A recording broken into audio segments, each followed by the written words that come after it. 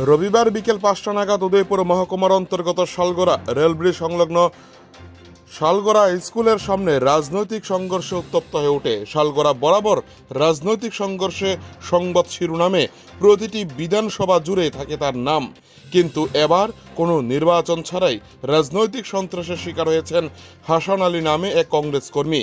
রবিবার বিকেল ৫টা নাগাদ হাসান আলীর বাড়িতে কিছু দুষ্কৃতিকারীরা ব্যাপক হামলা চালায়। কংগ্রেস করার অপরাধে তার বাড়িতে হামলা হয়েছে বলে অভিযোগের পাহাড় জমেছে তার পরিবারের পক্ষ থেকে। অভিযোগের তীর শাসক দলের বিজেপির দিকে। মারধর করা হয়েছে তার একটি দুধের শিশুসহ হাসান আলীর স্ত্রীকে। রাজনৈতিক সন্ত্রাসের খবর পেয়ে রাধাকিশোরপুর থানার পুলিশ বাহিনী ছুটে যায় ঘটনাস্থলে। পরবর্তী সময়ে পুলিশের নিরাপত্তার ঘেরাটোপের মধ্য দিয়ে হাসান আলীর স্ত্রীকে হাসপাতালে নিয়ে আসা হয় চিকিৎসা করানোর জন্য। একের পর এক যেভাবে রাজনৈতিক সন্ত্রাস শালগড়া এলাকায় উত্তপ্ত হয়ে উঠেছে, তাতে করে আগামী দিন বিরোধী রাজনৈতিক দলের সমর্থকদের নানা সমস্যার সম্মুখীন হতে পারে বলে মনে করছে রাজনৈতিক মহলের একাংশ ব্যক্তিত্ব। সব মিলিয়ে কংগ্রেস ও বিজেপির রাজনৈতিক সংঘর্ষে এবার ত্রিপুরার গোমতী জেলা উত্তপ্ত হয়ে উঠেছে শালগড়া এলাকায়। উদয়পুর থেকে নিজস্ব প্রতিনিধি রিপোর্ট, টিভি 100 বাংলা।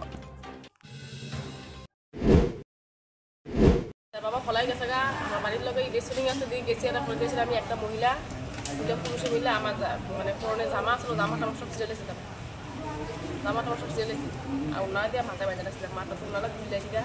আমি মহিলা রেখেছি, আমিও তাকে মহিলা, আমি দেখবেন মহিলা, আপনি কী ধরনের আমার রাস্তার মধ্যে ফেলাইছিলেন আমার জামাটা, আমার ছাড়েন, আমার বাড়িতে দিয়েছিল আমি আপনার জামাটা পরে এসে আপনার কথা করুন। এবারে তারা তো কোনো ছুটতে আমার ওনারা ফেলতে বাড়িতে এসে একদম বাসের ভিতর জামা করে প্রথমে একবার আমরা ঘরেতে ঢুকছে, তারা সবাই ঢুকে পাই ভাঙচুর করছে, ভাঙচুর করে যাওয়ার পরে দ্বিতীয়বার আবার ঢুকছে, ঢুকে আমার বাড়ি ঘরের সব ভেঙে ভাঙচুর করে লাস্টে পরে কিন্তু আর তৃতীয়বার এসে আমার বাসনে ঘরে। হ্যাঁ তোর নাম কোথা? এটা ওই তুলসী, এরপরে দিয়া ওই লোককন্যা, তারপরে